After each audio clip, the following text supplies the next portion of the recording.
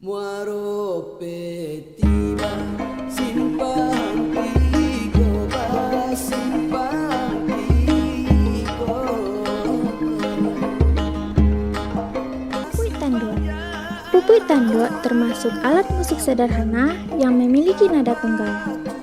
Alat musik tradisional Minangkabau ini termasuk dalam kategori instrumen yang sangat langka digunakan masyarakat. Alat musik ini terbuat dari tanduk kerbau. Ini memiliki nilai kearifan lokal yang menarik, namun seiring berjalannya waktu, keberadaannya sudah jarang ditemukan dan dikenali oleh masyarakat Minangkabau.